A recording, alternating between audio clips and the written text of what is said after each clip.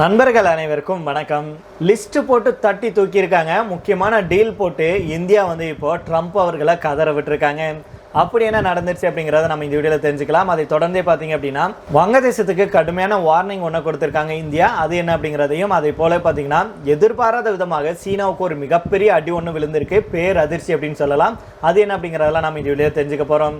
அதுக்கு முன்னாடி நம்முடைய சேனலை சப்ஸ்கிரைப் பண்ணாமல் பார்க்குறீங்கன்னா மறக்காமல் சப்ஸ்கிரைப் பண்ணிக்கோங்க. புதுசாக நம்முடைய வீடியோ பார்த்துட்டு இருக்கீங்கன்னா கீழே இருக்கும் சப்ஸ்கிரைப் பண்ணுறது தட்டி அந்த பெல் ஐக்கானை கிளிக் பண்ணிக்கோங்க. அதே போல் ஃபேஸ்புக் இன்ஸ்டாகிராமில் பார்த்துட்டு இருக்கீங்கனாலும் மறக்காமல் ஃபாலோ பண்ணிக்கோங்க. இந்தியாவுக்கும் ரஷ்யாவுக்கும் மத்தியிலான வர்த்தகத்தை தொடர்ந்து விமர்சனம் செஞ்சுட்டு வரும் ட்ரம்ப் தலைமையிலான அமெரிக்க அரசு இதை மட்டுமே காரணம் காட்டி 25% வரியை விதித்து இந்திய பொருட்களுக்கான வரியை 50% உயர்த்தியிருக்காங்க. இதை நம்ம கடந்த சில மாதங்களாகவே பார்த்துட்டு வர்றோம். இதை சரி செய்யறதுக்காக அமெரிக்க அரசு கூட தொடர்ந்து வர்த்தக ஒப்பந்தத்துக்காக இந்திய அரசு வந்து பேச்சுவார்த்தை நடத்திட்டு வராங்க. இருந்தாலுமே ரஷ்யாவுடனான வர்த்தகத்தை மேம்படுத்துவதில் குறியா இருக்காங்க இந்தியா. அதிலே முக்கியமாக விளாடிமிர் புட்டின் அவர்களுடைய இந்திய பயணத்துக்கு அப்புறம் சூடு பிடிச்சிருக்கு அப்படின்னு தான் சொல்லணும் இந்திய ரஷ்ய நட்பு.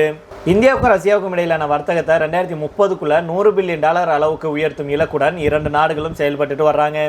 அமெரிக்கா 50% வரியை உயர்த்திய நிலையில இந்திய ஏற்றுமதியாளர்கள் அதிக அளவிலான வர்த்தகத்தை இழந்துட்டு வரும் வேளையில தற்போது ரஷ்யாவுடனான வர்த்தக மேம்பாட்டு திட்டம் மூலம் பெரிய வாய்ப்பை பெற இருக்காங்க. இதன் ஒரு பகுதியாக தான் இந்தியாவில் இன்ஜினியரிங் பொருட்கள், மருந்துகள், வேளாண்மை பொருட்கள், ரசாயனங்கள் உள்ளிட்ட 300க்கும் மேற்பட்ட பொருட்களை ரஷ்யாவுக்கு அதிக அளவில் ஏற்றுமதி செய்ய முடியும் வாய்ப்பை கொண்டிருப்பதாக வணிக அமைச்சக அதிகாரிகள் வந்து தெரிவிச்சிருக்காங்க. இதன் மூலமாக இந்த 300 பொருட்கள் தான் ஏற்றுமதி வர்த்தகத்தில் முக்கிய கவனம் பெறும் அப்படின்னு சொல்லியிருக்காங்க. இந்தியாவிலிருந்து ரஷ்யாவுக்கு பொருட்களின் தற்போதைய ஏற்றுமதி அளவு பார்த்தீங்கன்னா $1.7 பில்லியன் மட்டும்தான். ஆனால் ரஷ்யா கிட்ட இருந்து இந்தியா வந்து சுமார் $37 பில்லியன் மதிப்பிலான பொருட்களை வந்து இறக்குமதி செய்கிறாங்க. இந்த வேறுபாட்டை தற்போது இந்தியா பெரிய ஏற்றுமதி வாய்ப்பாக மாற்ற வேண்டும் அப்படிங்கிற இலக்கை வந்து வச்சிருக்காங்க. இந்தியாவுக்கும் ரஷ்யாவுக்கும் மத்தியிலான $100 பில்லியன் வர்த்தக இலக்கில் தற்போது 59 பில்லியன் பற்றாக்குறையாக இருக்கு.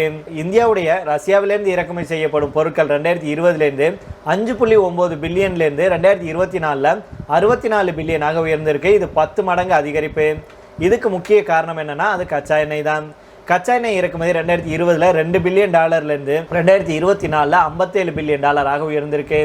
இது இந்தியாவுடைய மொத்த எண்ணெய் இறக்குமதியில் 21%. உரங்கள், தாவர எண்ணெய்கள் போன்றவையும் ரஷ்ய இறக்குமதியில் முக்கிய பங்கு வகிச்சுட்டு வருது. மறுமுனையில் ரஷ்யாவுடைய மொத்த இறக்குமதி பட்டியலில் இந்தியாவுடைய பங்கு வெறும் 2.3% மட்டும்தான்.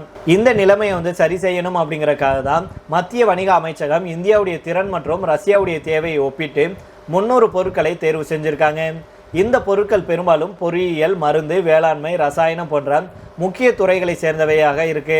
இந்த பொருட்களை அதிகம் ஏற்றுமதி செய்தால் வர்த்தக பற்றாக்குறை குறையும். ரஷ்யாவுடைய இறக்குமதி தேவை அதிகம் இருக்கிறதுனால இந்தியாவுக்கு இது மிகப்பெரிய சந்தை வாய்ப்பாக இருக்கும் அப்படின்னு தெரிவிச்சிருக்காங்க. இரண்டு நாடுகளுக்கும் இடையிலான 100 பில்லியன் வர்த்தக இலக்கை இந்தியாவுடைய ஏற்றுமதி மூலம் நிரப்பவே தற்போது பேச்சுவார்த்தை நடந்துட்டு வருது. இதன் மூலம் இந்தியா ரஷ்ய வர்த்தகத்தில் புதிய வாய்ப்புகள் உருவாகி இருக்கு.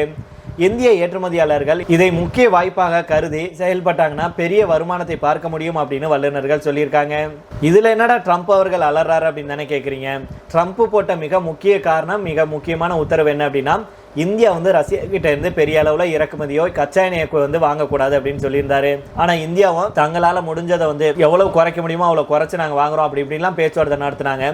ஆனாலும் ட்ரம்ப் அவர்கள் இறங்கி வந்த பாடு தெரியல.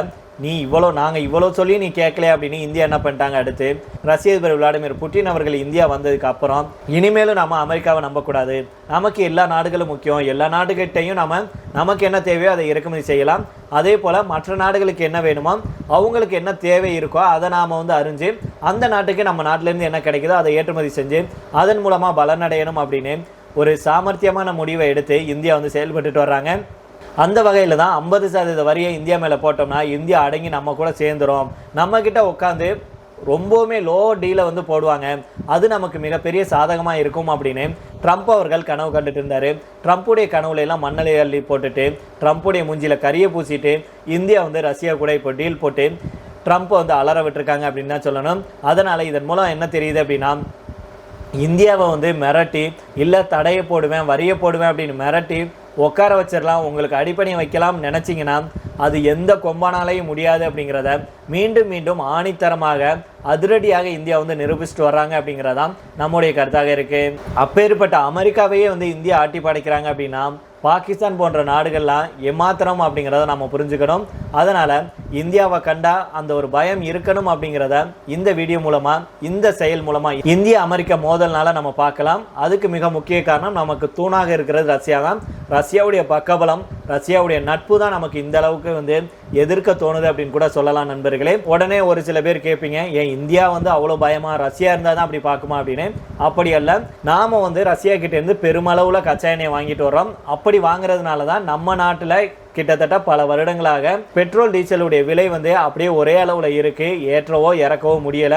இதே வேற ஒரு அரசாங்கம் இருந்திருந்தது அப்படின்னா அப்ப தெரிஞ்சிருக்கும் உங்களுக்கு.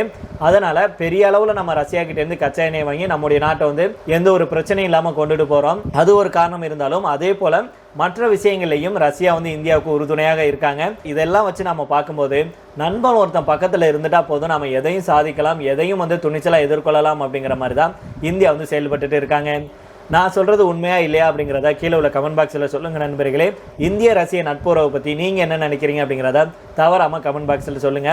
ரொம்ப பிடிச்சிருந்தது, இந்திய ரஷ்ய நட்பு உங்களுக்கு பிடிச்சிருந்தது அப்படின்னா தவறாமல் லைக் போட்டுருங்க. இதை தொடர்ந்து அடுத்த செய்தியாக பார்க்கலாமா? அதாவது வங்கதேசத்தை வச்சு செஞ்சுருக்காங்க இந்தியா. என்னன்னா, இந்தியாவில் இருந்து கொண்டு வங்கதேசத்துடைய நலனுக்கு எதிராக செயல்பட நாங்கள் அனுமதிக்க மாட்டோம் அப்படின்னு மத்திய வெளியுறவுத்துறை அமைச்சகம் தெரிவிச்சிருக்காங்க. மாணவர்கள் போராட்டம் காரணமாக வங்கதேச பிரதமர் பதவியிலிருந்து விலகிய ஷேக் ஹசீனா இந்தியாவில் தஞ்சம் புகுந்திருக்கிறாரு. வருகிற 2026 பிப்ரவரி 12 அங்கு பொது தேர்தல் நடத்தப்படும் அப்படின்னு வங்கதேச தேர்தல் கமிஷன் அறிவிச்சிருக்காங்க.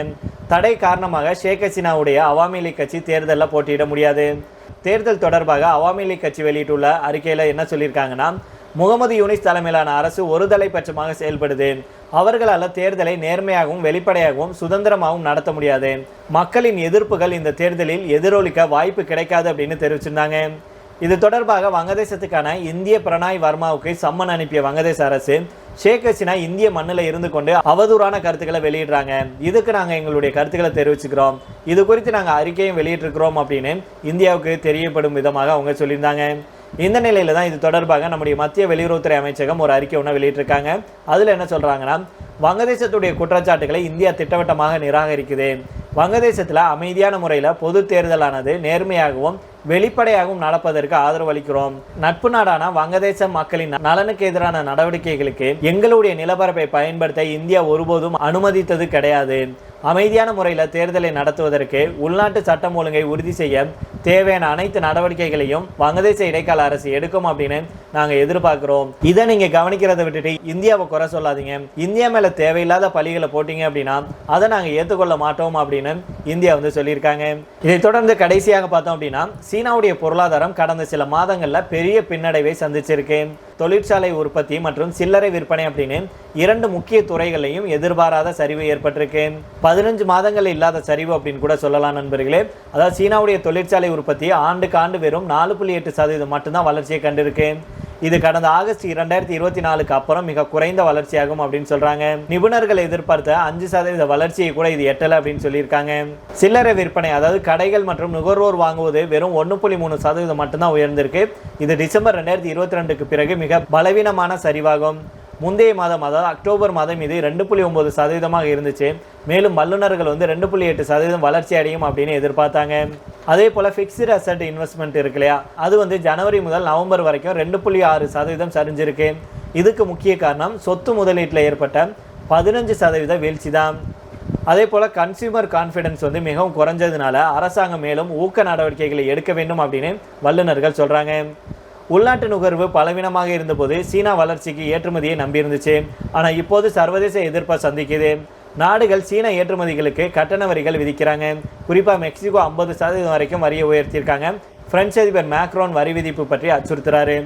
$1 டிரில்லியன் வர்த்தக உபரியுடன் பல நாடுகள் சீன இறக்குமதிகளுக்கு எதிராக நிற்கிறாங்க.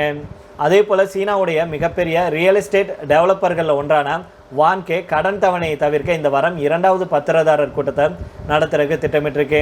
1 வருட தாமதமான தவணை திட்டத்தை முதலீட்டாளர்கள் நிராகரிச்சதுக்கு அப்புறம் தான் இந்த நிலை ஏற்பட்டிருக்கு. ஒரு காலத்தில் சீனாவுடைய மொத்த உள்நாட்டு உற்பத்தியில் 4/1 சொத்துத்துறை கொண்டிருந்துச்சு. மேலும் பதற்றத்தை உயர்த்தும் விதமாக ஆண்டுக்கு கார் விற்பனை 8.5% சரிஞ்சு கடந்த 10 மாதங்கள் இல்லாத மிக அதிக வீழ்ச்சியை பதிவு செஞ்சிருக்கு. சீனா அடுத்த ஆண்டு தனது தற்போதைய ஆண்டு வளர்ச்சி இலக்கான சுமார் 5% தொடரும் அப்படின்னு வல்லுநர்கள் சொல்றாங்க. அதனால சீனாவுடைய பொருளாதாரம் எதிர்பாராத நேரத்தில் இப்படி ஒரு சிக்கல்ல இருக்கு அப்படின்னு பலரும் சொல்லிட்டு வர்றாங்க.